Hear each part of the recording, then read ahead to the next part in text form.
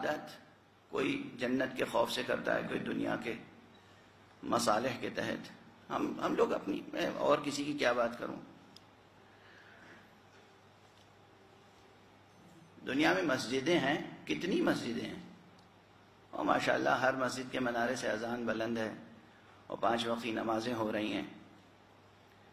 لیکن کیسے ممکن ہے کہ ایک شخص اللہ اکبر کہے، نماز پڑھے، سجدے میں سر رکھے، اور پھر اس کے سر میں اور دل میں غرور اور تکبر پایا جائے؟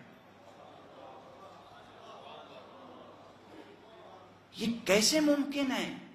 یہ کیسے ممکن ہے کہ ایک شخص لا الہ الا اللہ کہے، اشہد ان لا الہ الا اللہ کہے، اشہد ان محمد رسول اللہ کہے، اور پھر معاشرتی زندگی میں، چاہے وہ اپنے گھر کی زندگی ہو، اپنی بیوی بچوں کے درمیان، یا معاشرے میں ہو، یا سیاست و اقتصاد کے میدان میں ہو، وہ اپنی رائے کو مستبدانہ طور پر، جابرانہ طور پر پیش کرے. میں یہ سمجھتا ہوں، میں یہ کہتا ہوں، میں یہ چاہتا ہوں. تو وہ لا الہ الا اللہ کیا ہوا؟ وہ اشہد ان محمد رسول اللہ کہاں گیا؟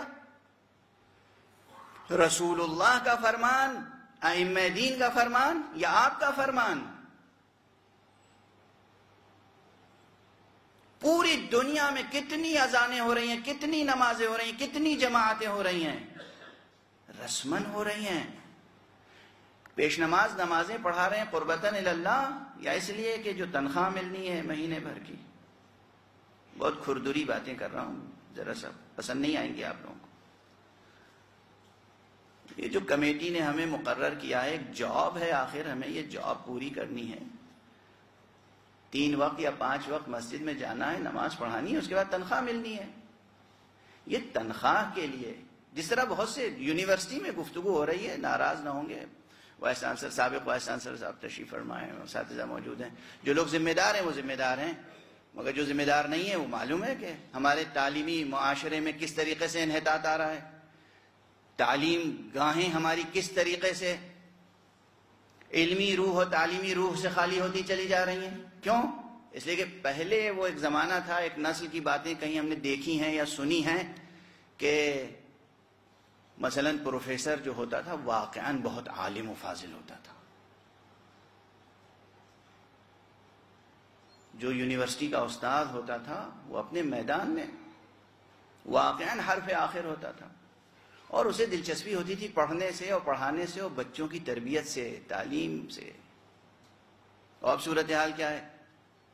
ایک جنگ ہوتی ہے یونیورسٹی میں ہر ڈپارٹمنٹ میں کہ ہم جلدی سے لیکچرر ہو جائیں اور جلدی سے ریڈر ہو جائیں اور جلدی سے پروفیسر ہو جائیں، تاکہ لیکچررشپ کی جو گریڈ ہے تنخواہ کی وہ معلوم ہے، ریڈرشپ کی اس سے زیادہ ہے، پروفیسرشپ کی اس سے زیادہ ہے، فیسلٹیز ہیں، بنگلو وغیرہ وغیرہ، وہ سب یونیورسٹی کی جو فیسلٹیز ہیں، آخر وہ پیش نظر ہے، نہ کہ اپنی علمی ترقی اور نسل بشری کی خدمت. یونیورسٹیز سے لے کے مسجدوں تک اور مسجدوں سے لے کر یونیورسٹیز تک ہر چیز بازار بن چکی ہے، اور اس لیے نہ اس میں روحانیت ہے، نہ اخلاق، نہ اقدار. اقدار کی بات کروں یا اقدار کا ماتم کروں؟ 1 گھنٹے سوا گھنٹے میں کتنی گفتگو ہو سکتی، کتنی گفتگو ہو سکتی. ممبروں کا استعمال کس طرح ہو رہا ہے، مسجدوں کا استعمال کس طرح ہو رہا ہے، محراب کا استعمال کس طرح ہو رہا ہے، قرآن کی تلاوت کس لیے ہو رہی ہے.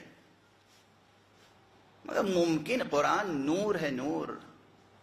ممکن ہے کہ ایک انسان قرآن پڑھے اور اس کا دل ایسی شقاوت ہو اس کے دل میں کہ وہ خنجر لے کر کسی دوسرے مسلمان کا گلا کاٹ دے.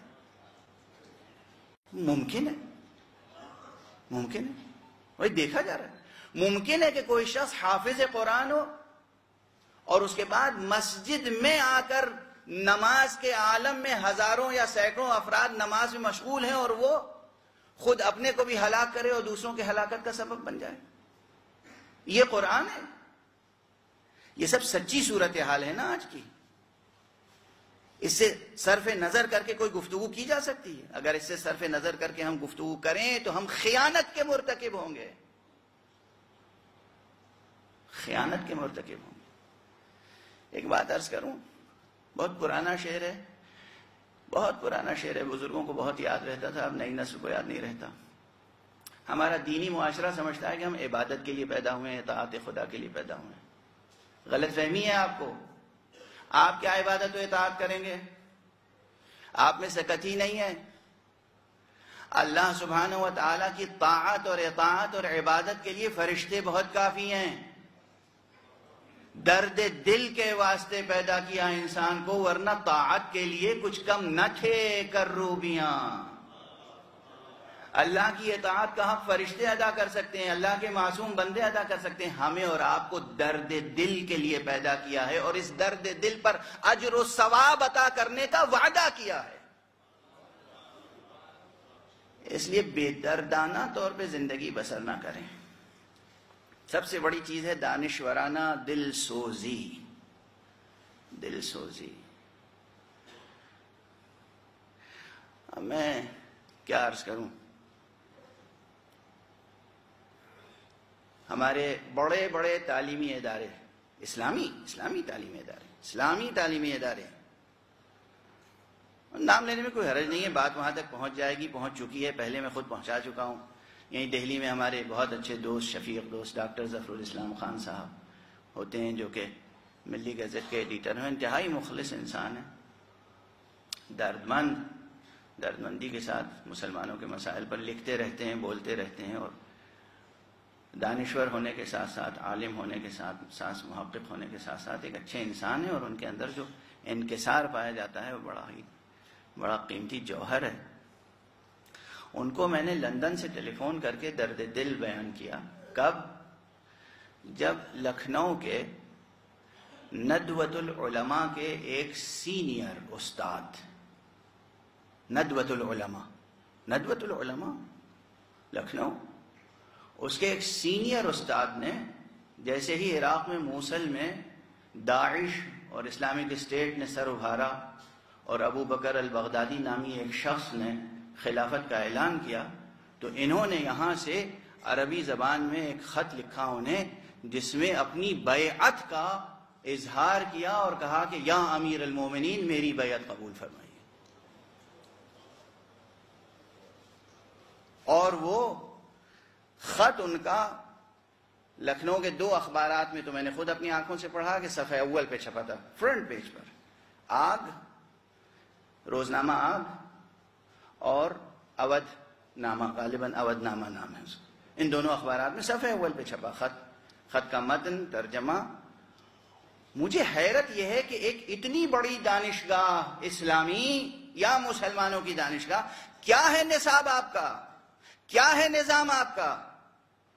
داڑھی سفید ہو چکی ہے، بھویں سفید ہو چکی ہیں، پختہ عمر کو پہنچ چکے ہیں، طالب علم نہیں ہے، مدرس ہو چکے ہیں آپ، پڑھا رہے ہیں آپ، اور آپ کو معلوم نہیں کہ خلافت الہیہ اور خلافت اسلامیہ اور امیر المومنین ہونے کے لیے کیسے اخلاقی صفات اور کیا شرائط ہونے چاہیے؟ جو چاہے اعلان کر دے اور آپ بیعت کرنے کے لیے تیار ہیں.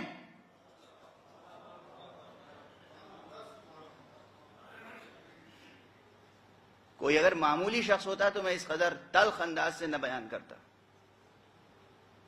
جو چاہے خلافت کا اعلان کر دے.